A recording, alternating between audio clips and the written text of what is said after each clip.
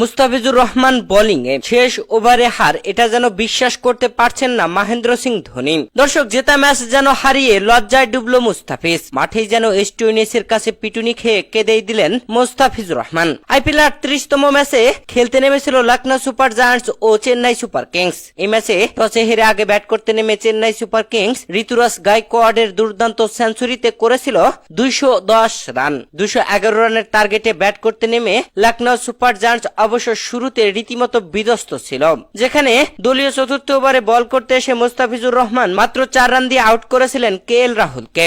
শুরুতেই 2 উইকেট পড়া Lucknow super giants শেষ মুহূর্তে এসে 6 উইকেটের জয় তুলে নিয়েছে 3 বল হাতে রেখে, যেখানে শেষ 3 ওভারে প্রয়োজন ছিল 47 রান। সেখানে মুস্তাফিজুর রহমান 18তম ওভারে বল করতে এসে 15 রান দেন। 19তম ওভারে বল করতে এসে মাথিসা পাথিরানা দেন 15 রান। 2 ওভারে 30 রান তুলে শেষ ওভারে জয়ের জন্য প্রয়োজন থাকে 17 রান। সেখানে মুস্তাফিজুর রহমান মাত্র 3 বলে 17 রান দিয়ে দেন। এটা যেন কোনোভাবে বিশ্বাস করতে পারছিলেন না মহেন্দ্র সিং ধোনি। দর্শক, লখনৌ সুপার জায়ান্টসের হয়ে এই ম্যাচে অবিশ্বাস্য ব্যাট করেন মার্কাস স্টোইনিস, যেখানে তিনি দুর্দান্তভাবে অপরাজিত সেঞ্চুরি হাঁকে দলকে জিতিয়েই মাঠ ছেড়েছেন। তিনি মাত্র 63 বল খেলে করেছেন 124 রান। আর মার্কাস স্টোইনিসের কাছে এমন পিটুনি খেয়ে মাঠেই যেন রীতিমতো অবাক খুদ মুস্তাফিজুর রহমানও।